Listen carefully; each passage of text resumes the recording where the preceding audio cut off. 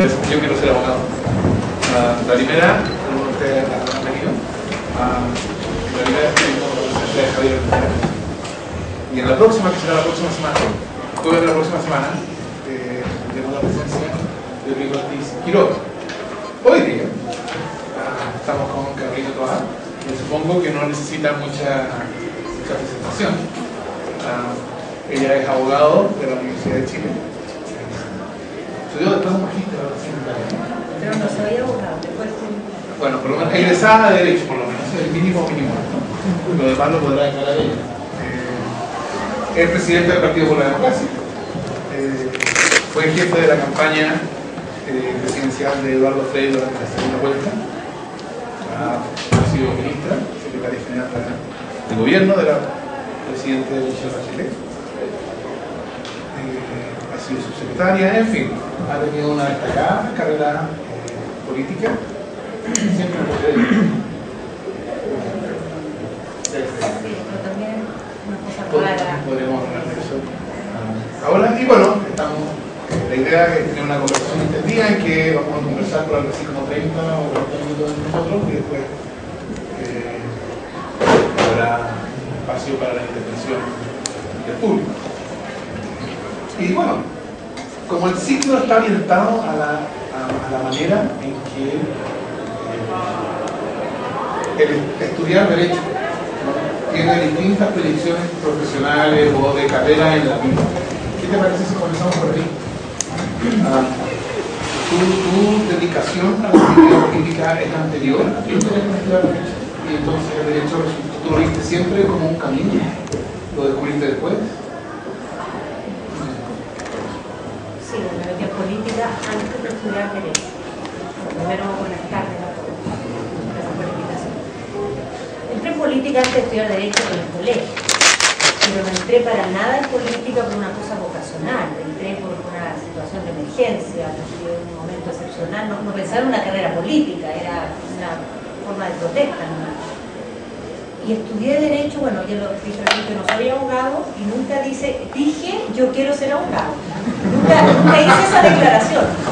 Yo no sabía qué quería hacer muchas cosas, me gustaba la arquitectura, la psicología, la economía, la ingeniería, todo menos el Derecho. Pero cosas muy distintas, demasiado distintas. Y cuando salí del colegio, de la prueba, recibí un consejo de un hombre que yo en esa época era mi tío y a esta altura es otra cosa, que se llama Juan Somavía, pero a lo mejor algunos de ustedes lo conocen, que es el director de la OIT. Y él me dijo, si estás tan confundida, estudia Derecho. Porque con Derecho se le van a abrir mil posibilidades, después puedes ver qué hacer. Y yo la verdad llegué a estudiar Derecho estrictamente por eso. Sin ninguna decisión ni pálida de ser abogado, pero pensando que la formación del Derecho me iba a permitir hacer muchas cosas. Y después resultó en el camino que terminé haciendo política, pero no era en ese momento un plan, era un hecho a la causa, pero no era una decisión de carrera. Y en algún sentido, estudiar Derecho hizo una diferencia. O sea, tú mirándolo ahora para atrás, uno diría, bueno, fue una manera de definir la decisión a quién iba a dedicar, porque en ese momento no lo tenía claro. Sí. O resultó ser algo más que eso. Sí, lo que hizo una diferencia. Es bien grande, pero que la vi mucho después. Porque yo cuando estudié Derecho fui muy rebelde y crítica de la carrera. Era una época en que la carrera de Derecho estaba en un proceso como de contrarreforma. Y era una carrera muy, para mi forma de verlo en ese momento, en su estructura de enseñanza muy anacrónica. De muchas clases presenciales, de muchos profesores que dictaban, de exámenes orales. A mí me parecía una cosa aberrante en ese momento que el estudio tuviera tanta rigidez, que tuviera tan poco espacio para investigar, que tuviera tan poco diálogo con los profesores, que los exámenes fueran tan estructurados en el interrogatorio. Entonces, mientras estudié estaba siempre enojada en realidad con la carrera, la verdad. Pero después, con el tiempo, me di cuenta que esa carrera, así todo, a pesar de que la estudié en esa época, porque hoy día la carrera no es así, yo creo que casi en ninguna parte, y en algunas partes pues se sacará algo de eso, pero tan así como era en ese momento en la Chile, yo creo que ya no es en ninguna parte. Pero así todo, yo creo que la Escuela de Derecho me enseñó y enseña mucho a pensar, a estructurar el pensamiento con conceptos, con lineamientos, enseña una estructura lógica. Y yo creo que eso, independiente de que uno no haga nada después con el derecho, eso te forma. Es como la mentalidad matemática, la mentalidad legal te genera eso, esa posibilidad de pasar con conceptos, de generar desde la abstracción ideas, ordenar tus pensamientos, y eso se puede aplicar a muchas cosas. Y sí, eso me marcó bastante. Y me ha servido mucho. Y seguramente también me ha apreciado mucho. En la yo siempre he dicho eso de estar siempre enojada. Esa es hasta cierto punto la imagen que proyecta, por lo menos yo veo. ¿En la vida? Sí,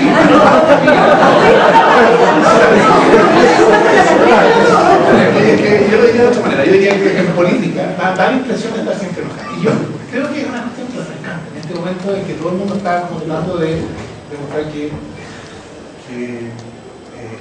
no sé, que nuestras diferencias son mucho menores que lo que nos une, etc. El mundo es un lugar para estar enojado, creo yo. Y entonces, es curioso que tú hayas pensado esa misma expresión. Yo lo había pensado lo mismo, pero más general. Y bueno, tú dices que tu carrera política no fue pensada como una carrera política. O sea, fue como la reacción a lo que estaba pasando. De hecho, yo hice política en una época en que gran parte de mi generación hacía política. Era una cultura generacional que uno tenía que tener una posición, estábamos en dictadura, teníamos que reconstruir la organización estudiantil. Yo el año que entré a la universidad no había FECH todavía, recién por primer año teníamos presidentes de carrera electos democráticamente. Y entré en política en eso, en la cosa de la dictadura, de reconstruir la FECH. Pero hacia el final de la carrera, que fue también hacia el final de la dictadura, coincidió el plebiscito y todo eso, y que venía un periodo como que iba a empezar de nuevo a ver en el país política republicana, por decirlo así, iba a volver a ver parlamentarios, uno iba a poder volver a dedicarse a esto y no solo iba a ser un espacio de protesta, sino de acción política. Yo me di cuenta que en realidad no tenía para nada tomada la decisión de que me quería dedicar a eso, y tenía tantas dudas y tanto enredo en la cabeza que en realidad me fui de Chile, me fui como 4 años de Chile, 5 años, estudié fuera, volví a Chile sin hacer política y muchos años después tomé la decisión realmente de dedicarme a eso. De alguna manera sentía que yo estaba en eso por un condicionamiento de la época, familiar, por muchas cosas externas, pero que no tenían que ver con que yo hubiera tomado esa decisión. Entonces pensé, no quiero seguir haciendo esto por inercia, no quiero meterme a ser diputada. En esa época me propusieron ser diputada y pensé, quiero ser diputada. En algún momento decidí que a esto me quiero dedicar. Estaba terminando la dictadura y venía otra cosa. Y pensé que en realidad no tenía para nada claro. Y en ese momento decidí no seguir con las cosas de la carrera, irme afuera, estudiar afuera, darme un paso como para abrirme a hacerme de nuevo las preguntas que nunca las había respondido, ni siquiera cuando entré a estudiar Derecho. Y solo muchos años después, como el año 97, ahí ya tomé una decisión soberana de entrar en política. No arrastrada por las circunstancias, no porque tenía que ser o porque debía ser, sino porque lo quise hacer. Pero tuve que pasar un buen tiempo, 8 años, que en esa época de la vida son largas. Esas decisiones son decisiones probablemente cuyo sentido uno solo percibe después, ¿no? Cuando ya tiene tiempo de desarrollarse en la historia de uno. Entonces tú me dices que tu involucramiento inicial en política fue una reacción generacional, ¿no? O sea, era algo que había que hacer, era algo respecto de lo cual uno no podía permanecer indiferente. Pero claro, la política ha dejado de hacer eso. Y probablemente el 97 es más o menos cuando empieza a notarse, diría yo, ese cambio, ¿no? Ese año fueron esas elecciones parlamentarias en que la falta de participación aumentó considerablemente, que motivó una serie de algo de discusión, etc. Entonces, ¿cuál es el sentido de casa de la política? En un contexto en que ya la política no es algo respecto a lo cual uno tiene que tener una posición, porque si no, no entiende. Ya no tiene esa dimensión de urgencia que probablemente tenía durante los 80. Yo creo que la política no tiene que tener eso. pero yo creo que debe tener eso y yo quiero que tenga eso y por eso me dedico a la política. Pero claro, en Chile mal que mal, por el hecho que tuvimos una transición democrática, demoramos un poco una crisis que en otros países empezó antes, respecto a una pérdida de relevancia de la política en las decisiones de los países. Y esa pérdida de relevancia es un poco por el fracaso de las grandes ideologías, sobre todo de las grandes ideologías de izquierda, porque las grandes ideologías de derecha siguieron con mucho vuelo todavía por un buen tiempo. Y también a la relevancia que fueron tomando los mercados, la globalización, que fue también reduciendo el espacio de la política, de ser un lugar donde se decidía mucho, empezó a ser un lugar donde había cosas muy relevantes de la sociedad que no se decidían. Entonces, claro, la política como que se acomodó en un espacio de influencia menor.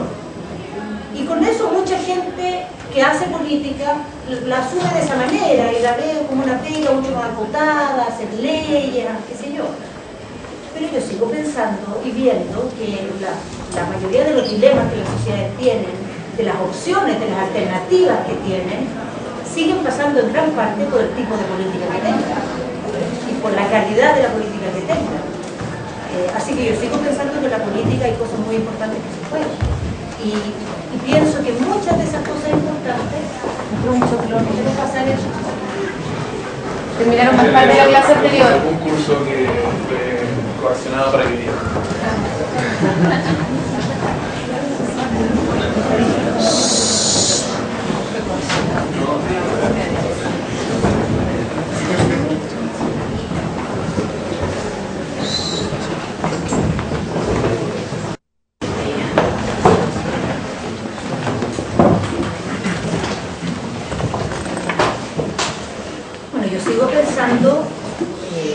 Que hay muchas opciones que nosotros tenemos, como hay cosas que estamos decidiendo todos los días, en las cuales la política tiene que tomar posición y hacerse cargo, y que esa es su obligación. Ahora, no siempre lo hace, o no siempre lo hace bien, o muchas veces lo elude, o en fin, eso es otra cosa, pero eso no tiene que ver con si tiene o no tiene misiones en ese ámbito. Tiene.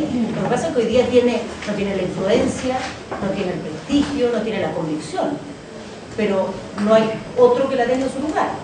O sea, si no lo hace la política democráticamente, no van a ser opciones que van a tomar las sociedades, van a ser cosas que van a pasar de facto, producto de la acción de grupos, de intereses, en fin, van a suceder por una deriva.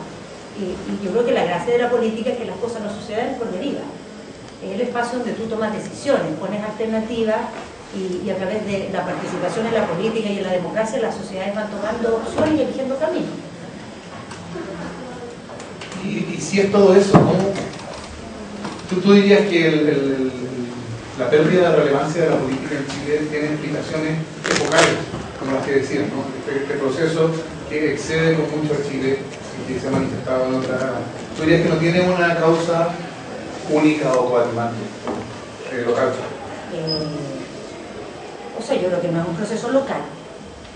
Tiene sus propios ingredientes locales, ciertamente, pero con otros ingredientes de distintas maneras. Es una realidad que está viviendo el mundo occidental completo, el mundo entero en realidad, cada uno a su forma. En Chile tiene ciertas características propias, producto de nuestra historia, producto de lo que significó, yo creo que en gran parte la mezcla de la lectura histórica que se hizo en Chile de por qué perdimos la democracia, los temores que le generó a esta sociedad, aquello, las cautelas que le generó. Y eso mezclado con el tipo de institucionalidad que nosotros tenemos, claro, le da como un cierto aroma especial a este proceso en Chile. Pero en otros países con una historia totalmente distinta también hay esta pérdida de relevancia de la política, esta pérdida de capacidad de hacerse cargo, de ser el foro donde se dan los debates cada vez más en todas partes.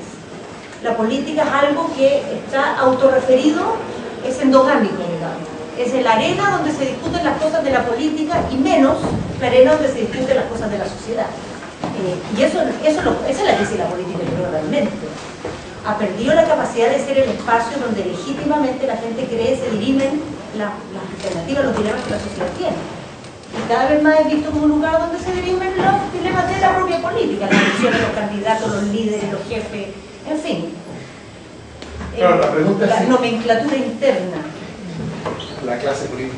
Claro, este tema de la clase política es una palabra que surge de ahí. Sí, uno habría hablado en los 60 de la clase política. Claro, no era la clase política, era el lugar donde todos deliberamos lo que queremos hacer, bien, mal, lo que tú quieras, pero eso era la política. Hoy día es como una cosa de los políticos. Y eso es lo más complicado de todo. Porque si es una cosa de los políticos, le interesa solo a los políticos. Y cuando hoy día llega un punto tal, que hoy día cuando la política habla de cosas que no son los temas endogámicos de la política, sino los temas del país, casi prácticamente a los medios de comunicación no les interesa. No les interesa. O sea, yo quiero ponerlo así en términos anecdóticos. Si nosotros hacemos una conferencia de prensa para hablar el otro día, por ejemplo, para hablar sobre un tema energético, está lo mismo, no quiero poner el tema porque es abstracto. Llegaron los medios, salió en algunas partes, pero llegaron varias cámaras que yo no me esperaba que ya habían llegado. Normalmente no llegan a este tipo de conferencias. Y en realidad estaban ahí porque querían saber nuestra opinión sobre lo que había dicho Longueira, de que Goldman tenía que ser candidato, porque eso es lo que les interesa saber de lo que nosotros pensamos, los temas internos de este mundillo, no los temas del país. Esos temas del país o se dirimen solos, o se dirimen tecnocráticamente, pero no es algo donde parezca ser relevante o una voz autorizada la política para opinar. Ahora, esto lo estoy caricaturizando, lo estoy exagerando. Realmente lo que es un deber hoy día en la política pronunciarse son los temas propiamente internos de su mundo y de su nomenclatura. Los demás es una rareza, cada vez más. Pero la pregunta es si en esas condiciones la política democrática es sostenible.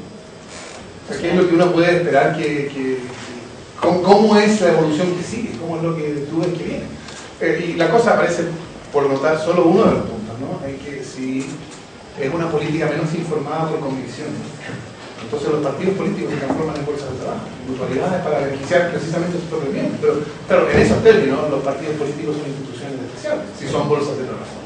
Pero si no hay una política de convicción, ¿qué más puede ser? A ver, primero, yo creo que la política ha sido y ha tenido esa evolución que ha llegado a ocupar ese espacio en la sociedad en una cierta época en que han pasado una serie de cosas. Ha sido la época en que han primado en la mayoría de las democracias occidentales y en nuestro continente particularmente, ha primado una idea de conceptos muy inspirados por el neoliberalismo, donde la política es algo sospechoso, donde las cosas funcionan mejor en la medida que están regidas por los mercados, y eso todas estas cosas contaminan, o sea, son sistémicas, que se relacionan todas. Y en una época también en que culturalmente el mundo entero pasó por una especie de estado de, como yo diría, de anestesia cívica.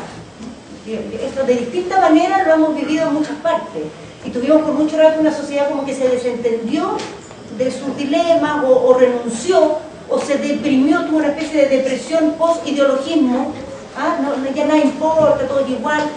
Eso yo creo que históricamente también es un ciclo que va a tener un fin, y que ya está teniendo muchos síntomas de estar en un fin. O sea, hoy día tenemos mucha más capacidad de alarmarse ante cosas que pasan en el mundo de las que teníamos hace 15 años atrás. Esa es mi sensación. En Chile tenemos más actores ciudadanos que se movilizan, se interesan, todavía desde un particularismo muy grande, muchas veces, desde ver los temas no muy sistémicamente, sino que muy puntualmente. Cuando a alguien le afecta un proyecto que está en su territorio, se mueve, pero se mueve más que hace 15 años atrás. Y eso está pasando en muchas partes, que la sociedad de una manera distinta, no a través de la política, vuelve a expresar un involucramiento en la deriva que estamos teniendo como nuestra manera de vivir. Eso al mismo tiempo que también este concepto, estas ideas que llamamos el neoliberalismo, han empezado también a tocar fondo en muchos aspectos, y hay desde la política, desde el pensamiento filosófico, desde la sociedad civil, muchos cuestionamientos a dónde nos lleva esa manera de pensar si la seguimos desarrollando.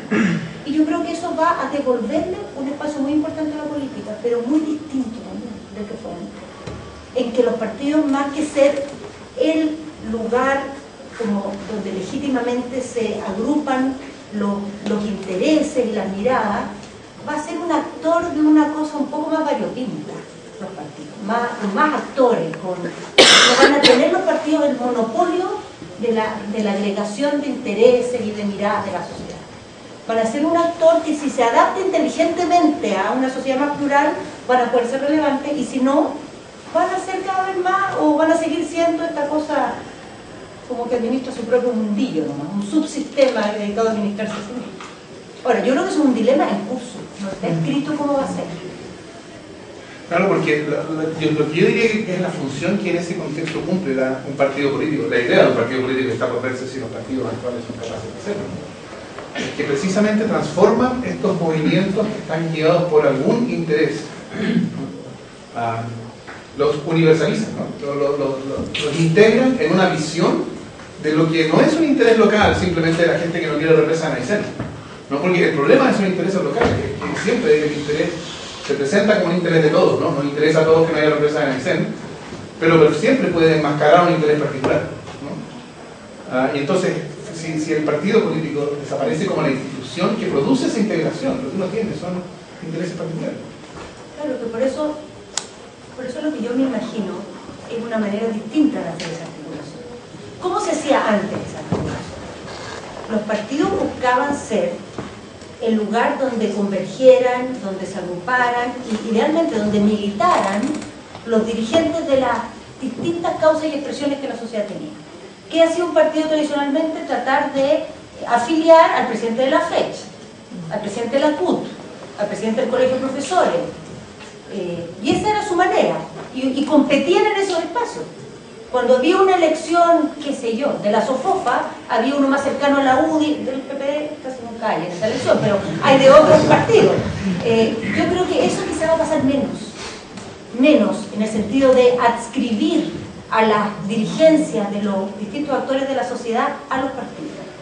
Lo que puede pasar, y yo intentaría que pase, y es el tipo de política que creo que tenemos que construir, es que los partidos tienen que ser un lugar, un foro donde esos actores interactúen entre ellos, y donde uno pueda sentar al tipo de Patagonia sin represas con la señora, bueno, esas son cosas que en el PPD hacemos, con la señora de Barrancones, y ver a ver qué tenemos en común. Podemos esto transformarlo en un programa, podemos transformarlo en una iniciativa, eso que nos trae como política pública, pero ellos ni son ni van a ser, bueno, algunos son, pero teóricamente ni son ni esperamos que sean del PPD, pero si el PPD o algún partido político, y en el caso de la UDI seguramente son otros los actores que va a llamar, le interesa ser el espacio donde legítimamente vean que pueden articularse con otros actores de la sociedad y elaborar un discurso también para el país, y poner su experiencia al servicio de definiciones colectivas mayores que la suya propia. Ahora, muchos movimientos ciudadanos hoy día no tienen esa vocación, pero yo creo que la tienen mucho más de lo que uno se imagina. Casi siempre, todos los movimientos ciudadanos, hasta los más antipolítica, lo único que quieren es hablar con la política. Eso es lo que quieren, con cara enojado, lo que tú quieras, todo enojado, pero lo que quieren es interactuar con la política, es tener la posibilidad de dialogar, de sentirse parte, desde su cosa particular que la tienen efectivamente y no reniegan de ella, en lo más mínimo. Ante ellos. ¿Por qué el PPD? ¿Por qué el PPD? Porque déjame decirte a mí mi opinión respecto al PPD, particularmente opinión, pero no, porque el PPD es un partido que se entiende a sí mismo de izquierda, supongo yo. Pero que hace un punto de no tener historia. ¿Quién hace ese punto? No, quiero decir, la idea del PPD, que surge como un partido instrumental. Pero ¿no? Yo quiero hablar de a diferencia, sí, por eso me interesa. ¿Por qué no el Partido Socialista? El Partido Socialista es un partido que también es de izquierda, pero es un partido cuyo sentido está en su historia, ¿no? En su tradición, en la conexión entre mi militar hoy día y una tradición que el partido unifica. ¿Qué es lo que distingue al PPD de otros partidos? Yo llegué al PPD porque fui fundadora del PPD, pero cuando el PPD surgió como un partido. En esa época había una serie de partidos que no podían constituirse legalmente porque los proscribía la Constitución. El Partido Socialista, el Partido Comunista eran ilegales por principio. Entonces no podían, cuando se inició en Chile la vigencia de la ley de partidos políticos, y pudieron volver a inscribirse legalmente los partidos, estos partidos no se podían inscribir. Entonces surgió esta idea de hacer un partido instrumental, un partido de fachada, por decirlo de alguna manera, donde mucha gente que venía de distintos sectores que le interesaba la recuperación de la democracia, armara este partido, por eso se llama un partido instrumental, es ocupemos el instrumento de esta ley, ya que no podemos inscribir lo que somos realmente, inventemos un partido para recuperar la democracia y después cuando recuperemos la democracia y seamos dueños del mundo, volveremos a hacer nuestro partido. Más o menos esa era la idea del PPD. Entonces yo me inscribí en ese partido, como lo hizo mucha gente que veníamos del socialismo, pero yo no era militante socialista. Yo en esa época de los 80, el Partido Socialista estaba dividido en no sé cuántas fracciones. Post-crisis, normalmente la gente se divide en la izquierda, nos gusta mucho dividirnos y ahora estamos tratando de no dividirnos, pero igual la tendencia a dividirse. La tendencia a dividirse es una historia de siempre. Fracaso o derrota, dividirse. Mecánico. Y en esa época había una gran división y yo era muy contraria a esta división, entonces participaba como de unas cosas así transversales para juntar grupos y no militaba en ningún grupo así, fracción propiamente tal. Y cuando me metí al PPD fue en esta idea de este proyecto. ¿Qué pasó después? Yo después me fui de Chile, fui a Italia. Y con el tiempo, cuando en el PPD se vino la democracia, se generó una cosa bien interesante, que ahí terminaron las distintas fracciones socialistas, muchas de ellas tenían representación, y tenían representación otros partidos cercanos, como el MAPU, la Izquierda Cristiana, el MOC, y también llegaron ahí una gran cantidad de ex-radicales de izquierda. El radicalismo tradicionalmente tenía una amplia gama, más de derecha, más de izquierda, los radicales más de izquierda llegaron ahí, y se armó una cosa muy variada en el PPD, que armó la posibilidad de un gran partido como de la izquierda progresista chilena, la izquierda no comunista. Y se empezó a dar un debate que yo vi de lejos, porque yo no vivía en Chile, respecto a si queríamos realmente volver a escribir estos partidos de antes, el MOB, la Izquierda Cristiana, el Partido Socialista, o a lo mejor armábamos este partido grande como son.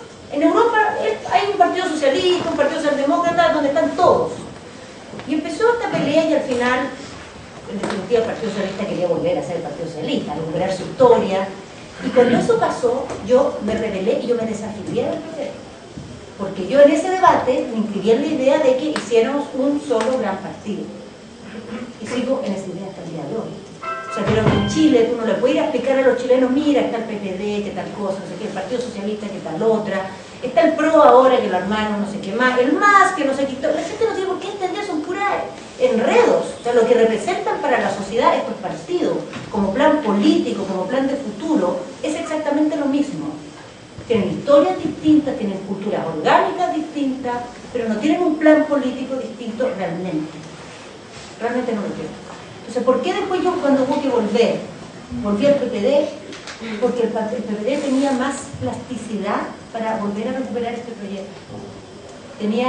Había en su seno más gente dispuesta a volver a intentar ese proyecto, de hacer en Chile una fuerza política amplia, que sería el primer o el segundo partido más grande de Chile, que existiera. En cambio, hoy día somos una montonera de cosas que van entre el 11, el 14, pura picantería chica, que para la gente, no, es que realmente para la gente en un momento en que la política nadie le dedica mucho tiempo, nadie entiende mucho, esta nomenclatura es inasible para un ciudadano. Uno no puede suponer que algún día pueda entender por qué existen todas estas cosas. Creo que nos hacen muy mal y a mí, si tú me preguntas mi proyecto, no de largo plazo, pero que debiera ser así ahora, es que esto funcionara mucho más como un espacio político común. Que al menos la ciudadanía lo pudiera ver como un espacio político común. Porque pasa una cosa más, los partidos políticos son como las naciones. Todas tienen derecho a la soberanía, todos tienen derecho a una especie de intangibilidad por ser partidos. Cuando tú tienes muchos, siempre tienes que repartir las cosas entre muchos. Los espacios de decisión, las vocerías. Cuando tú tienes uno en común, tú compites internamente por la representación, pero al final aunas. Mientras más partidos tengas, más estás en la nomenclatura interna de la política que está repartiendo, mediando. Mientras más tengas estructuras amplias, tú compites democráticamente y después generas una conducción avalada por distintos sectores. Por eso yo creo que es tan complicado esto de la inversión. Claro, no cabe duda que el Partido por la Democracia otra de estas excepciones y los sentidos se deben adaptar, ¿no? Por eso mismo que originalmente surge como mero partido instrumental. Pero yo iba a decir una cosa, esto del partido instrumental, que mucha gente dice, no, el PPD es un partido instrumental. Bueno, yo creo que los partidos siempre, y ahora con mayor razón, por definición, son instrumentales. Los partidos son instrumentos para algo. Y creo que eso siempre hay que pensarlo así. Uno genera un partido porque es una herramienta para unar con otro fuerza, para hacer un plan de lo que tú quieres para la sociedad. Lo que te importa es esa mirada que tienes de la sociedad. Y si esa herramienta política en un momento no te sirve, la tienes que cambiar, la tienes que fusionar o dividir, como muchas veces pasa, lo haces. Porque tu objetivo no es el partido. Entonces, el partido fue un instrumento para recuperar la democracia, que no es una causa menor, no me parece despreciable, pero al final del día todos los partidos son instrumentos para algo, no son fines en sí mismos y tienen valor en la medida que sirven para esa causa. Si pasan a ser un problema hay que cambiarlo, o incluso superarlo. Bueno, esa es la pregunta. Ahora, en los términos que tú lo has dicho, no es un partido por la democracia, no es parte del problema más que de la solución, porque precisamente habiendo fracasado esta posibilidad de que fuera el lugar de convergencia no lo creo. de toda la izquierda, y la izquierda estando fraccionada, que es la característica de la izquierda. Yo no creo. ¿No contribuye al fraccionamiento?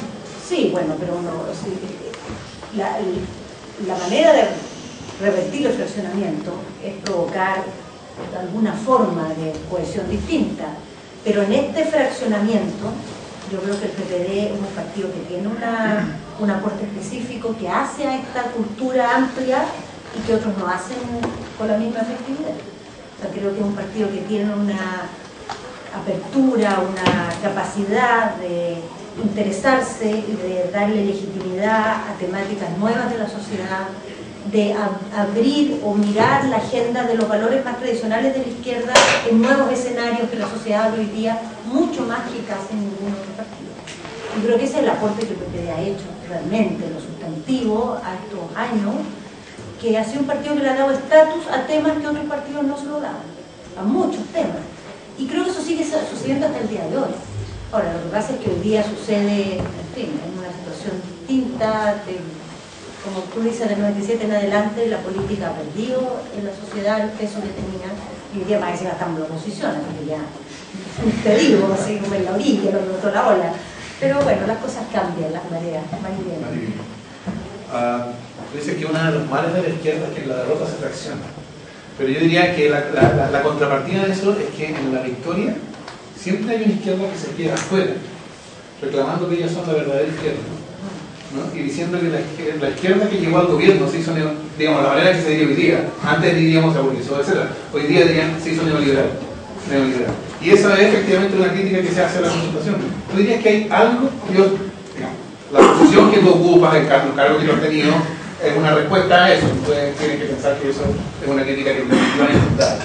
No lo pienso. No, pienso que pasa, a ver, hoy día que Piñera está gobernando, hay mucha gente que dice se izquierdizó. Porque nosotros tenemos un sistema político, primero tenemos una sociedad que tiene ciertas características, y un sistema político que funciona de tal manera que el que está gobernando tiene una necesidad imperiosa de entenderse con el otro, sí, o si no gobierna ni una cosa. Es un sistema que tiende al empate. Y siempre el que gobierna va a necesitar conseguir algo que está al otro lado. Entonces, lleva la moderación muy fuertemente. La Concertación gobernó 20 años, y para gobernar 20 años hizo muchos enormes esfuerzos y sacrificios y pasos, y en muchos casos también acomodo, acostumbramiento, renuncia. O sea, tiene un lado luminoso y tiene un lado oscuro. El lado luminoso, que tú responsablemente, gobernando el país, tienes que hacer viable cierta reforma, y para eso llegas a compromiso porque si no, no la puedes hacer. El lado oscuro es que después te queda gustando. Y a mucha gente le queda gustando y empieza a olvidarse de para qué lo hizo, y después empieza, y si tú me preguntas a mí cuál es el gran, ¿dónde está el pecado mayor de la Concertación? Es cuando tú dejas de hacer el paso previo de decir, yo le propongo al país tal reforma no tiene el apoyo suficiente, así que paso al plan B, que es la que puedo hacer. con el tiempo, una vez que gobiernas un rato, te saltas el paso 1. Claro. Te saltas el paso 1 porque para qué vamos a perder tiempo, vamos a frustrarnos, vamos a generar expectativas que después no vamos a poder cumplir, vamos al tiro a sentarnos a negociar y hagamos lo que se puede hacer. Eso le pasó mucho a la concertación. Entonces, por ejemplo, últimos episodios que hubo de la política de nivel 1, nivel 2, cuando fue el auge. El auge partió siendo un proyecto que tenía un auge curativo y un auge preventivo. Eran dos auges. El auge preventivo era, por ejemplo, esa ley que se aprobó ayer. La ley de la comida chatarra era parte del plan original del auge. O sea, tener un conjunto de medidas que le garantizaran a la sociedad, a todos, ciertas condiciones para evitar la enfermedad, para generar una vida sana, una serie de garantías en ese ámbito. Como esa ley que se aprobó ayer, debió haber estado en el auge original. Bueno, esa cayó en la negociación intraconcertación. Cayó, no existió. Quedó solo el auge curativo. El auge curativo se fue al Congreso y el auge curativo tenía un plan, un fondo de compensación de riesgos, o sea, un fondo solidario para compensar los distintos riesgos de las poblaciones entre el sistema público y el sistema privado y al interior del sistema privado. Entonces, el sistema privado, las ISAPRES tienden a seleccionar a sus clientes, quedarse con los mejores, los más sanos. Entonces, para que eso no fuera un negocio, el que se quedaba con los más sanos tenía que pagarle al que se quedaba con los más enfermos. Eso se cayó en el Congreso porque fue una condición de la derecha para aprobar el auge curativo. Entonces aquí tú tienes un plan, que era el plan 1 que se redujo al plan 2 y que fue al plan 3. ¿Cuánta gente en la sociedad chilena sabe eso? Hicimos de eso un debate de país, fue eso algo que la sociedad fuera en cada uno de los pasos tomando como conciencia de las renuncias que estaba haciendo y a cambio de qué la estaba haciendo. Nada de eso. Entonces me preguntas tú, la principal renuncia de la concertación, más que en los planes que al final implementó, está en estos caminos que se empezó a ahorrar, que empezó a saltarse, porque eso fue desdibujando todo, y llegó un momento que ya nadie entendía cuál era la diferencia. Exactamente, claro, porque por otro lado, no es grato para el gobierno decir sacamos el auge, pero nos derrotaron en esas otras cosas tan importantes de conocer. Y renunciamos, y negociamos. Pero el gobierno va a tender a decir, tuvimos éxito. Claro. Y mientras más corto el gobierno, más ganas tiene de tener éxito rápido. Y menos condiciones hay para tú hacer estos procesos, porque si lo empiezas así, es muy probable que no llegue al final y se te acabe el gobierno antes. Ahora, eso es muy complicado, porque igual esos procesos suceden, pero suceden en una pieza oscura. Nadie los ve. Y eso, si me preguntan a mí cuál es el problema de nuestra democracia, es que esas cosas siguen pasando, pero cuando alguien piensa en la política, no piensa en eso. Pero esa política se sigue haciendo, alguien la hace. Pero no es la política que los ciudadanos conocen, no es la política de la cual se habla en las campañas, no es la política de la cual vive nuestra democracia. Eso es nuestro problema, hacer una democracia y una vida cívica que se haga cargo de los grandes dilemas que tenemos y de las opciones que tenemos y de lo que representa cada uno en esas opciones. Claro, son debates complejos, tienen una dimensión como bien de detalles, si lo quiero, pero de mucho efecto. O sea, si hay fondo solidario o no hay, no es una cosa menor, no es una cosa tecnocrática, es una cosa bien de fondo, pero es enredada, es enredada. No entra así, no entra en la cuña de un minuto. Y en los 140 caracteres. Pero pueden ser varios que te seguidos por último. Bueno, no sé si hay alguna pregunta que hacerle a nuestra invitada aquí. Hola, soy Natalia, estudiante de periodismo. Y bueno, mi pregunta va más orientada hacia la actualidad. Quisiera saber cuál es su opinión acerca de el retiro, digamos, de firmas del Partido Socialista hacia la creación de una comisión investigadora en el caso Kodama. ¿Retiró firmas? O sea, no dio apoyo. Esa es mi digamos. opinión. No dio apoyo, No no dio llegaron apoyo. a votar. ¿Ah? ¿No llegaron a votar o retiraron No, firmas? retiró el apoyo, digamos, y dejó diputados socialistas en libertad de acción, digamos, de votar o no, a favor o en contra. Y finalmente la Cámara no la aprobó por falta de quórum. Ya, es que yo creo que te estás refiriendo a otra cosa. Hubo un enredo ayer, que la gente no llegó a votar. Estaban decididos a votar y no llegaron a votar, porque se demoraron, se atrasaron, se quedaron tomando café. No fue una gran decisión política trascendente, fue simplemente una irresponsabilidad. En el PPD también hay varios que no llegaron a votar, 8. Y nuestra bancada decidió pasarles nota, cosa que no se hace hace muchos años. Hace 15 días atrás hubo, no sé si me escuchó hablar de la ley de ISAPRES, la ley corta de ISAPRES, que es una ley muy complicada porque va a consagrar por ley la posibilidad de cobrar más por edad y sexo. Eso siempre se ha hecho, pero no había ninguna ley que lo autorizara. Ahora, como el Tribunal Constitucional dijo que era inconstitucional, la solución es ponerlo por ley. Bueno, nosotros queremos votar en contra de esa ley. Se iba a votar en general ese proyecto en la Comisión de Salud. Fue una votación que nosotros forzamos, porque teníamos interés que se rechazara rápido, y sabíamos que era probable, porque era un lunes en la mañana, que no llegaran todos los parlamentarios de derecha que tienen mayoría en esa comisión. Ellos tienen 7, nosotros tenemos 6. Así que la noche anterior, yo no soy parlamentaria ni siquiera, imagínense, nos empezamos a preocupar de que llegaran todos los nuestros. Y yo, que no soy parlamentaria, empecé a llamar parlamentarios de otros partidos, a decirle, oye, mañana se vota esto, es importante que llegue. Bueno, de derecha llegaron 3, de los 7 que tienen, 3. De los nuestros, que tenemos 6, llegaron 3. Con lo cual quedó pendiente la votación. ¿Qué es lo que pasó ayer? Eso es simplemente irresponsabilidad. Lo que pasa es que el presidente del Partido Socialista, Juan Andrade, dijo que con respecto a la renuncia de la ministra Mate, ya se había resuelto la responsabilidad política. Por lo tanto, como que no estaban, digamos, de entender de que no iban a votar a favor de la creación de la comisión investigadora. En cuanto a esto, mi pregunta es acerca de su opinión con respecto a que hubo tensiones con la DC. Claro, porque la DC quería seguir apoyando. Exactamente. Yo no comparto ese criterio del presidente del Partido Socialista. Primero, porque la renuncia no extingue las responsabilidades políticas. Tú puedes acusar constitucionalmente a un ministro renunciado. Segundo, tú no sabes, y eso es algo que hay que investigar, realmente cómo aconteció esto de Coam. Quién estaba haciendo el negocio, quién hizo mal la pega, que no es lo mismo. Una cosa es ser negligente, otra cosa es estar metido en el negocio, otra cosa es ser presionado por un tercero que está haciendo el negocio y actuar más bien en una renuncia a ejercer tus funciones, y eso tiene que esclarecerse, y eso no involucra solo a la ministra. La ministra es, claro, la cabeza del ministerio, pero hay una serie de funcionarios, muchos de ellos siguen en el ministerio, que tenemos que saber de qué manera y cómo y por qué hicieron lo que hicieron. Lo hicieron por negligentes, lo hicieron porque fueron presionados, lo hicieron porque fueron colmeados, lo hicieron, en fin. Y yo creo que eso, al igual, me sorprende esta posición de Juan Andrade, porque es lo mismo que sucede con la investigación de la intendenta Patricia Albergue, que también decidimos que la investigación siga adelante. Porque el hecho de que ella renuncia no extingue el hecho de que hay hechos que deben esclarecerse, responsabilidades que deben aclararse. De ella, renunciar y todo, y también de una serie de funcionarios más. Estos dictos se vieron en la tercera ayer, por si acaso. Pero es muy raro, estábamos todos ahí y siempre dijimos que íbamos a seguir investigando. ¿Sí?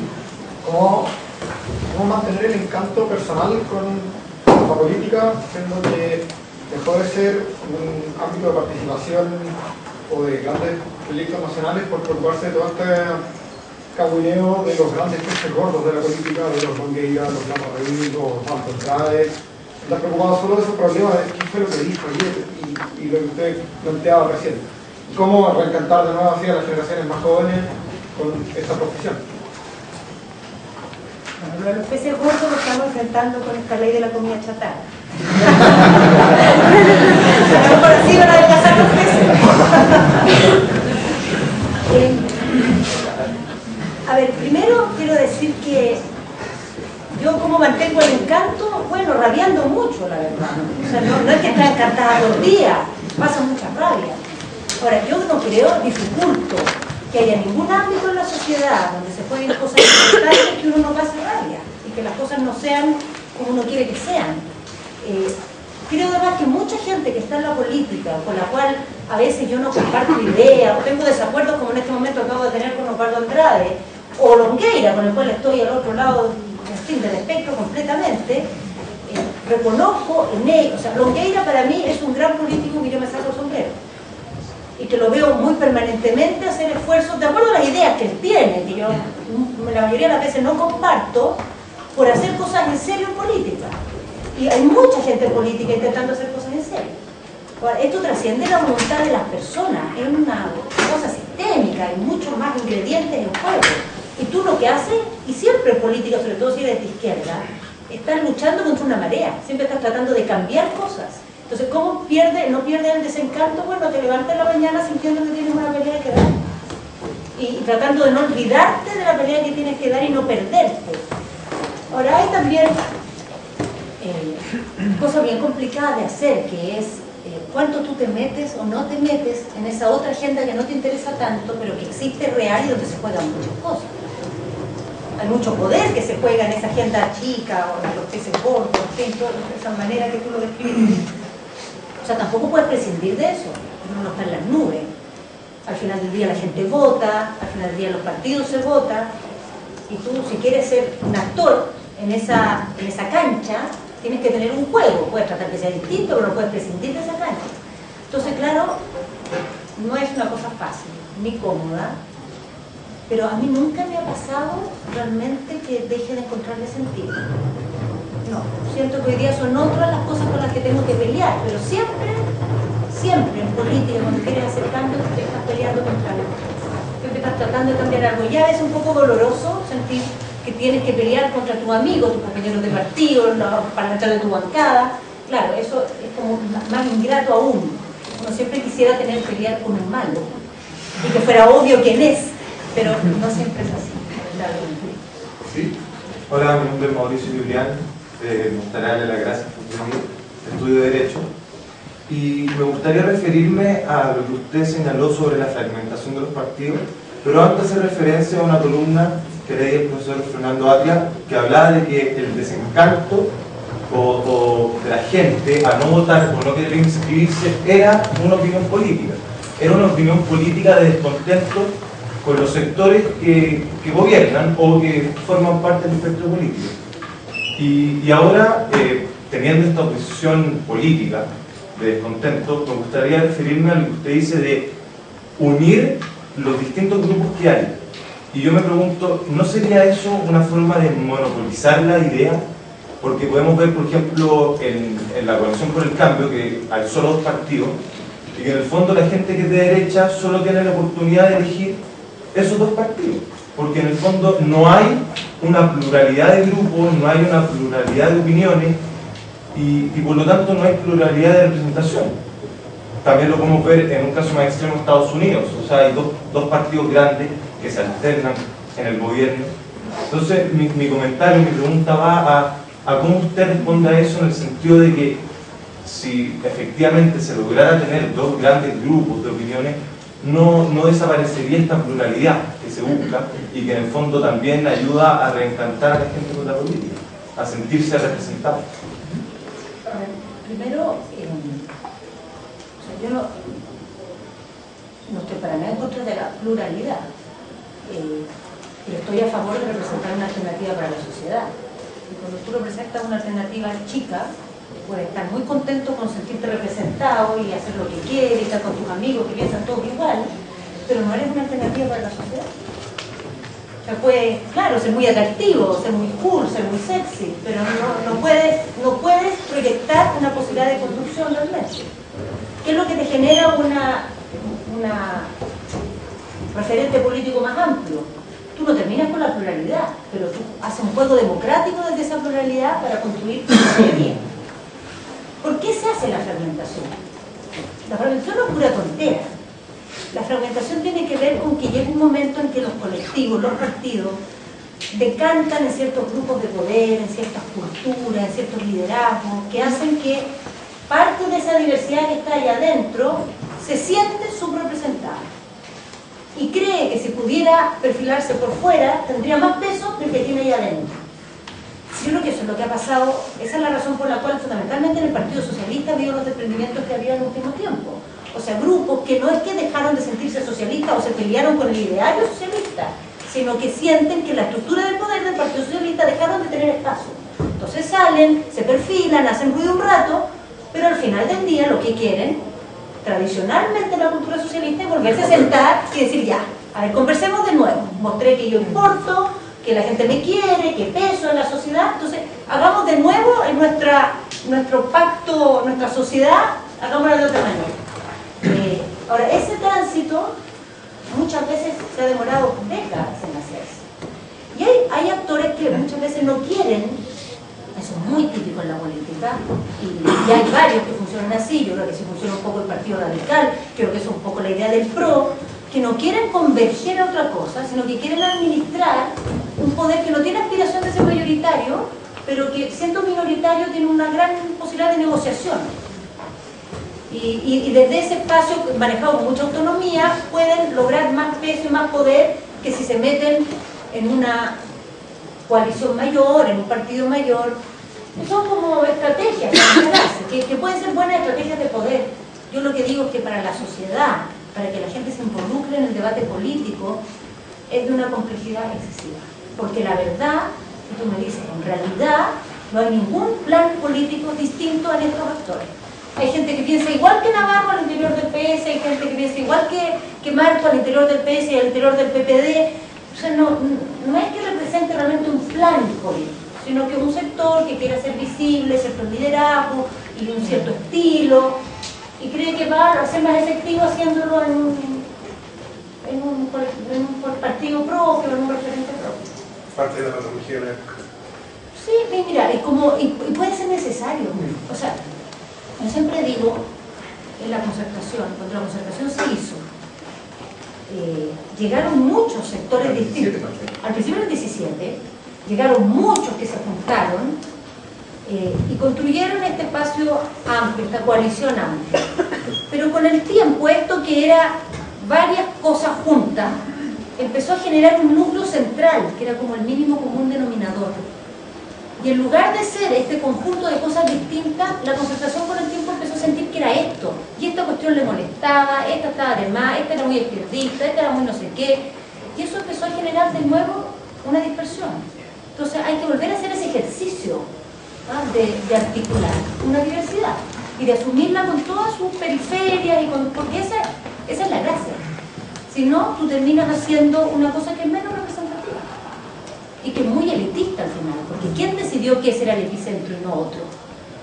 Y que tiene una tendencia centrífuga. Claro, pero particularmente ese núcleo central que se armó en la concertación en un momento está muy determinado por quiénes eran los actores que tenían liderazgo en ese momento, que tenían transversalidad.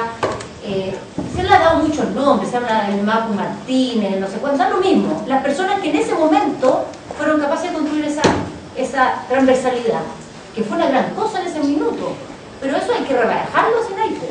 No puede, ellos no tienen un monopolio de administración permanente de esta diversidad.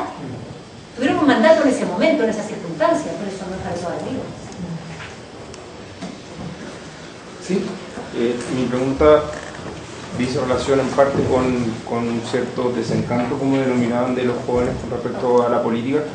Tiene que ver también un poco basado en un cierto alcance semántico de los nombres de los partidos. Para nosotros, por ejemplo, tomando los principales partidos, un partido socialista, es bastante difícil distinguirlo de qué socialismo se trata realmente, siendo que la ideología tiene al menos 150 años, ¿no? El PPD tiene su origen, como dice el nombre, en buscar la democracia, ¿no? El Partido por la Democracia, pero se logró hace 20 años. Entonces, siguiendo ese mismo alcance, Renovación Nacional, su máximo paradigma, tiene casi 3 veces más años que nosotros, y es el de Renovación, ¿no? Y la UDI tiene un alcance muy simpático porque es la Unión Demócrata Independiente y está compuesto por todos los que no fueron amigos de la democracia. Entonces la solución no es cambiarle el nombre a los partidos, por supuesto.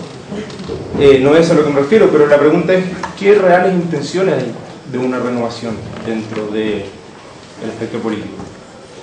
¿Qué reales posibilidades y oportunidades se le está dando a la gente joven? A nosotros llegó Marcos a prometernos muchas cosas y no hemos sabido dónde está. Entonces, esa es la pregunta A, es decir, qué posibilidades reales se dan y no se están cerrando como un club de té en la política. Y la pregunta B sería, ¿cuál es su visión respecto al por qué el desencanto de los jóvenes?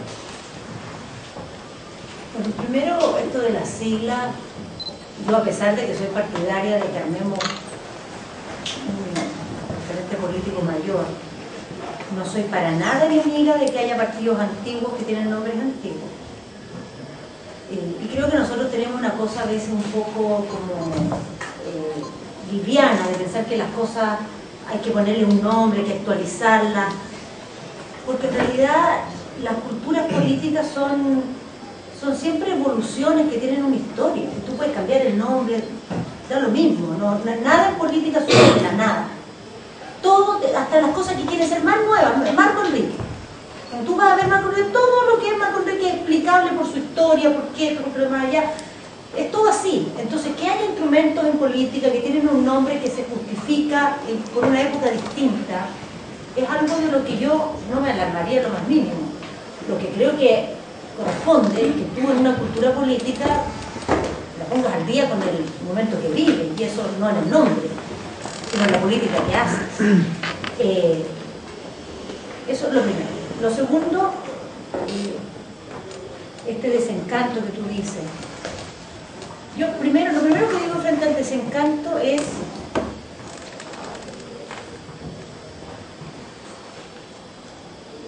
que hay decisiones que hay que tomar que no tienen que ver con que alguien te encante.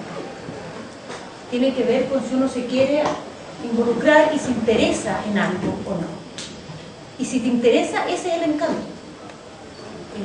Yo cuando entré en política no tenía ningún encanto, o sea, encanto, era un horror, todo. Entré porque, y creo que es muy malo pensar que la gente joven tiene que entrar encantada. Yo creo que la gente joven en general, lo mejor es que entre en la política muy desencantada, entre con ganas de cambiar cosas, y entre con ese motor de creerse que la puede cambiar. Eso nunca nadie te lo puede asegurar, y normalmente nadie te va a esperar con una alfombra roja. Porque la política está hecha de seres humanos, que si tienen poder no lo quieren soltar, que si son de una generación siguen transmitiendo para siempre en esa generación. Ahora, dentro de eso, claro, en los partidos hay pensamiento político y hay reflexión que a veces se hace cargo, en el PPD yo intento que hagamos eso, que es necesario abrir la política, pero porque es un plan político, no porque es un estado angelical de los militantes del PPD, que son tan cabrones como todo el mundo en todas partes. Pero claro, tú a veces te das cuenta que para hacer lo que quieres hacer en la sociedad, no puedes seguir votando a la gente cada vez mayor y que la gente joven, porque eso va a deteriorar el peso de la política en la sociedad, su capacidad de transformación, de interpretar, y hacen un plan político que se hace cargo de eso, porque tiene una convicción, no necesariamente un interés, y menos aún un interés personal. Entonces, eso es lo que hay que saber diferenciar, porque a pesar de todo lo desencantante que puede hacer toda la política, tiene diferencias muy grandes. Lo que unos partidos persiguen respecto de otros, la visión que tienen de la sociedad, la visión que tienen de la democracia. Mira, con Fernando hemos tenido, hasta donde yo sé, una opinión distinta respecto a este tema, la reforma de la inscripción automática y el voto voluntario. Sí. Que yo creo que es un tema, el tema de fondo del voto voluntario es un debate súper válido, en todo sentido. Pero la razón por la cual nosotros en el PP hace mucho rato que somos partidarios de esa reforma, y lo hemos sido cuando las encuestas nos muestran a favor y en contra estos nuevos votantes, es porque tenemos la convicción de que este sistema que tenemos actualmente es el peor de todos los que podríamos tener, porque nosotros tenemos voto voluntario ya ahora en la práctica. Eso existe muy bien en Chile, y ese fenómeno que teóricamente puede pasar con el voto voluntario, que los ricos voten y los pobres no, pasa hoy con la inscripción. La diferencia es que un pobre que quiere ir a votar el día de la elección no puede porque no está inscrito. Si hubiera inscripción automática y voto voluntario, de repente, si se entusiasma último minuto, podría. Y lo que es más importante, a la política, el hecho de que los jóvenes puedan votar, aunque no voten, la va a obligar a mirar a los jóvenes, a considerarlos como una audiencia, a preguntarse, ¿irán a votar o no irán a votar? Hoy día nadie ni siquiera se hace esa pregunta. Nadie se la hace, y eso está contaminando nuestra agenda pública de una forma que impresionante. Entonces, podemos hacer muchas discusiones sobre el voto voluntario, pero concretamente el cambio del sistema que nosotros estamos haciendo, yo creo que es una necesidad gigantesca, y la única manera de hacerlo era esta en la cual se está haciendo. Pero lo otro era quedarse con el sistema que tenía. Y yo por eso soy muy convencida de que esta reforma la tenemos que implementar, pero más aún ahora, porque la verdad, ¿por qué se aprobó esta reforma? Todo el mundo aquí se ha subido y se ha bajado esta reforma porque, recuerdo si las encuestas le muestran que le favorece. ¿Por qué se aprobó este año? Porque Meo, que era el que tenía los votos que se disputaban los dos que estaban ahí, y dijo: yo exijo que se apruebe esta cuestión, y todos la aprobaron, los que les gustaba, los que no les gustaba, los que estaban convencidos, los que les convenía, los que no, y ya se aprobó. Y eso ya está en nuestra Constitución. El voto voluntario está en la Constitución. La inscripción automática solo va a existir si se hace una ley. Entonces yo digo, este debate hoy día es tóxico, porque la reforma constitucional para reponer el voto obligatorio no tiene hoy día viabilidad. Está el voto voluntario y no tiene voto, porque es una reforma constitucional, requiere una hipermayoría. Y si nos seguimos pegados discutiendo eso, nos vamos a hacer la inscripción automática. Entonces vamos a tener voto voluntario sin inscripción automática. Y eso sí que, les digo, eso sí que es la más baja participación del Estado. Votan los que quieren de los que están inscritos. O sea, eso sí que ya es peor de los mundos. Yo por eso les digo, los que quieren el voto obligatorio discutamos el otro día, ahora hagamos la inscripción automática. Hagámosla, que esté vigente. Y el día de mañana, si ese debate lleva por un lado, habrá que discutirlo con una reforma constitucional, porque ahora ya está en la Constitución. Con una reforma constitucional hecha en el gobierno. Sí. Esa no fue reforzada por Marco. No, fue aprobada. No. Pero eso es lo que se aprobó entre las dos vueltas. Fue el mismo proyecto de reforma legal que se está discutiendo ahora. La reforma constitucional se había aprobado antes. Estaba aprobada. No, mira, la reforma constitucional se presentó en el gobierno de Lagos y lo que hacía era, en el gobierno de Lagos se presentó un proyecto de ley para establecer la inscripción, para establecer la inscripción automática, y se dejaba el voto obligatorio pero se quitaba la sanción. Se mantenía el voto obligatorio, eso era una reforma constitucional para establecer la inscripción automática, y se dejaba el voto obligatorio pero se presentaba una ley para sacar la sanción. Entonces el voto obligatorio era una especie de mandato moral, pero no tenía sanción no votar. Esa reforma se rechazó. Después en el gobierno Bachelet se presentó la reforma para generar la inscripción automática del voto voluntario, que se había aprobado en la Cámara y le faltaba un último trámite en el Senado. Durante la segunda vuelta se forzó ese trámite y se aprobó la reforma constitucional. Y este gobierno, y quedó presentado el proyecto de ley, y este gobierno lo ha retirado porque ese proyecto de ley incluye el voto chileno en el extranjero universal. Y lo ha reemplazado por dos proyectos distintos: inscripción automática y un voto chileno en el extranjero con vínculo. Y presentó una reforma constitucional para reponer el vínculo, la cual vamos a rechazar. Esa es el enredo, no sé si se entendió, es bien enredado, pero es así. Pero no dirías tú, precisamente por lo que tú decías antes, ¿no? Cuando decías que muchas veces uno se salta el primer momento en que uno fija cuál es el plan de uno y pasa al segundo en que uno llega al arreglo que es necesario por la facticidad de las cosas, no porque tengo que llegar a acuerdo con diferentes. Quiere decir, no discutamos ahora del voto obligatorio voluntario. Es eso, porque la pregunta es, o sea, la ley va, bueno, ya se aprobó en la Constitución.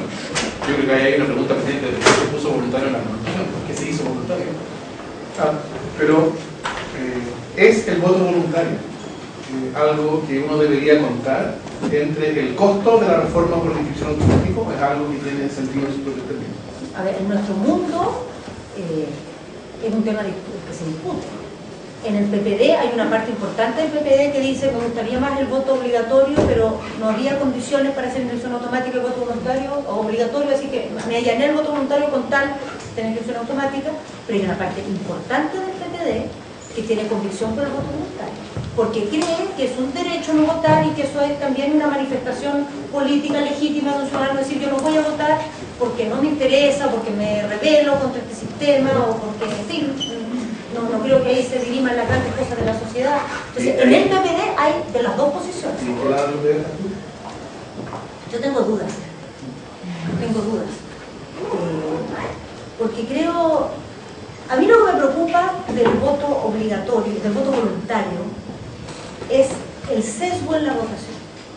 Eso es lo que me preocupa. Yo, con el concepto de que el voto sea voluntario y de que un ciudadano libremente decide si vota o no, no tendría problemas si no fuera porque sé que eso socialmente no es una decisión individual, sino que socialmente está condicionado. Y en esta época en que la política está en el pie que está, en todas partes, el mundo más informado, más educado, es el que más vota. Pero pongo el acento en que ese problema no es un problema que nos va a traer el voto voluntario. Es un problema que ya tenemos hoy con la inscripción. Y ese problema es mucho más grave con la inscripción que con el voto. Tenemos tiempo para una o dos preguntas más, quizás. ¿Sí? Hace tiempo atrás, cuando todavía era estudiante. ¿Cuándo qué? Cuando todavía era estudiante. Tú. Una profesora me dijo que a la gente que le gustaban las leyes y a la gente que le gustaban las salchichas era mejor que ni una ni otra supiera cómo se hacía. Mi pregunta tiene que ver en quién hace las leyes. Las leyes, no las decisiones de política jurídica, que es lo que hemos hablado, sino cuando esas decisiones de política jurídica ya bajan. De tal forma, ¿quiénes hacen eso? ¿Cómo se hacen esas leyes? Y si has tenido participación en eso, si es una cosa que sea el interés de los políticos. O sea, yo pienso que efectivamente la salchicha no es algo muy bonito ver cómo se hace, pero yo creo que lo más bonito de cómo se hacen las leyes es precisamente lo que la gente no ve. La gente ve lo irrelevante, ve unas votaciones en que parece que ahí se está jugando todo y ahí ya la verdad ya el partido ya se jugó hace rato, y ve un debate público que se da con la prensa donde normalmente son dimes y diretes y nunca realmente queda arriba de la mesa lo que está en juego, lo que se está debatiendo, las iniciativas que hay. Yo siempre pensé, siempre fui partidaria, que el proceso legislativo, el proceso prelegislativo y el proceso legislativo, ponerle mucho más foco. Primero porque creo que es mucho mejor de lo que dicen que es. Segundo porque creo que todo lo malo que tiene, si hubiera focos, sería menos malo. Y creo que no hay una manera en esta sociedad en que estamos de hacer realmente una democracia de verdad, donde los ciudadanos tengan opinión, donde tengan un espíritu crítico, si no tienen la posibilidad de conocer ese nivel de debate y de las decisiones. O sea, un ciudadano que ve todos los días las sesiones de sala de la Cámara no entiende realmente los procesos legislativos. Un ciudadano que lo permitieran ver lo que se discute en las comisiones, que tampoco estamos hablando de intestino delgado, sino que las comisiones entienden mucho más realmente los debates que hay, las alternativas que hay, quién se jugó por qué, de qué manera, con qué argumentos. Ahí está esa construcción. Y si ya pudieran saber con quién hablaron cada uno de los parlamentarios, los lobbies que recibieron, quién los asesora, de dónde vienen esos asesores, mucho más entenderían. Mucho de eso quizás no es bonito, pero no es peor de lo que la gente se imagina hoy. La gente, todo lo que eso lo imagina, se imagina incluso cosas peores. Lo que pasa es que tener la información te permite ver dónde hay algo peor y dónde no lo hay, y dónde quizás a lo mejor hay una sorpresa agradable. Una cosa que no te esperabas, alguien que... y hay muchas. El otro día que murió este diputado Juan Lobos, que era un tipo extraordinario, un 7, de la UDI, así que lo puedo decir, yo fui a su funeral. Y en el funeral habló, por el único que habló, digamos, fue el ministro del Interior, que hizo un discurso muy bonito, pero no dijo lo que yo creo que había que decir ese día que murió Juan Lobos. Que Juan Lobos se levantaba todos los lunes, como a las 5 de la mañana, tomaba su auto a las 5:30 para irse a Autoconcepción a tomar el avión, para llegar a presidir una comisión de salud que era a las 11 de la mañana, y era un tipo que operaba los días jueves en el hospital de Los Ángeles. Y eso no lo sabe nadie. Y ni siquiera estoy hablando de mucha idea, sino que es la rutina de trabajo de un parlamentario que murió, que hace lo mismo que hace muchos que están vivos, muchos que circulan hoy día. Entonces, si tú me dices, poner las luces va a mostrar las salchichas, se ven mucho mejor de lo que son. Yo creo que la política no es peor de lo que parece. Incluso tiene muchas cosas mejores de las que parecen, que si hubiera más información, más luz, se notaría y la gente podría más distinguir. Porque cuando pasa algo malo, este lío Kodama, la manchada en la política. Yo le aseguro que la ministra Mati, si se presenta candidata, gana hoy día. La Jacqueline Van Rieseberghe que gana, igual que la Carolina Casa, igual que en mi partido varios. La persona involucrada en un escándalo casi no paga costos, los paga la política en su conjunto. Entonces, por mí, mientras más luces uno ponga, mejor, y hay muchas cosas interesantes, las cosas malas, mientras más se vea, mejor. Bueno, tenemos tiempo para una Sí, la última. Allá él estaba... bueno, O sea, poco hemos visto bastantes crisis de liderazgo de la concertación. O sea, hace un tiempo escuchábamos Toa 2014, pero ahora escuchamos Bachelet 2014. ¿Ustedes no consideran que la gente más joven de la concertación, o sea, decir, Claudio Rey, usted misma, no han tenido un fracaso de liderazgo dentro de la concertación porque están dependiendo de este llamado Ricardo Lago o de esta super mujer, Michelle Bachelet? O sea, es posible que hayamos tenido un fracaso, pero yo lo que te aseguro es que no estoy dependiendo de ningún superhéroe. Efectivamente pasa un fenómeno que yo creo que marca la actitud de mucha gente en la concertación, que se hace una especie de plan pensando que de aquí a un tiempo Michelle Bachelet, con todos los votos que tiene, vendrá y nos salvará. Y lo que hay que hacer es como esperar piolita, no dejar ninguna embarrada, aquí ya vuelva. Yo creo que esa manera de enfrentar esta época que estamos viviendo es totalmente equivocada y al menos no es lo que yo estoy haciendo, pero reconozco que ese clima existe y que mucha gente funciona así y que se escuda en lo que Michelle Bachelet puede hacer para no hacer lo que nosotros tenemos que hacer, que recomponer el proyecto que queremos proponer, que hacer las reformas en nuestra coalición y en nuestros partidos para que se pongan al día con una política un poco más apta a este mundo de hoy, es prepararnos para tener una mirada y una oferta que hacer en el tema municipal, que realmente tome en serio lo local, que todos estos años no lo hemos tomado en serio, éramos una coalición que miraba al mundo desde el gobierno central, en fin, que es implementar y buscar una manera de poner al día el debate político con medios distintos que no son los de los medios de comunicación solamente, sino la posibilidad que nos da, y que yo creo que es de una potencia que todavía no calculamos, el hacer política a través de la web, especialmente en la 2.0, cosas como esas que hay que hacer hoy. Hay mucha gente que no las está haciendo, las hace media, esperando que va a resolvernos el problema Michelle Bachelet. Ricardo Lago es algo distinto. Yo creo que nadie está pensando que Ricardo Lago va a resolver el problema. Él hizo una irrupción en el debate de ideas que yo creo que es súper positiva. Uno puede decir, ¿por qué no la hizo otro? Da lo mismo. Él la hizo y puso una serie de temas arriba de la mesa que me parecen súper valiosos.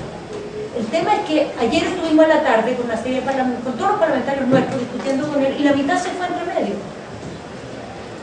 Porque hay mucha gente en política haciendo política para administrar su carrera, su espacio de poder, protegerse del frío, porque estamos en intemperie en este momento, la verdad, es cierto.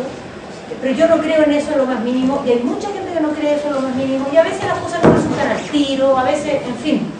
Pero yo soy una persona convencida que en política las cosas grandes cuestan mucho. Y si tú quieres construir un espacio distinto, eso no se hace con 3 apariciones mediales yo no creo en esa política, nunca he creído. Y por lo tanto no me siento para nada fracasada. Bueno, esa es una buena manera de terminar nuestra entrevista. Quiero agradecerle a Carolina que haya venido por acá y que haya estado dispuesta a...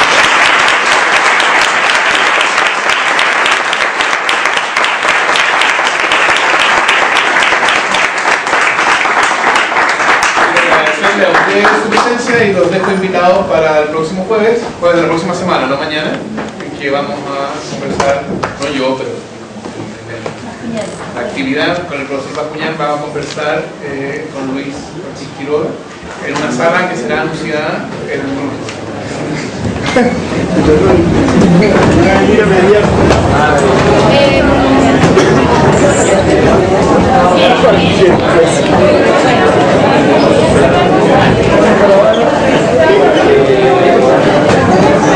Yo voy a pegar carteles del debate.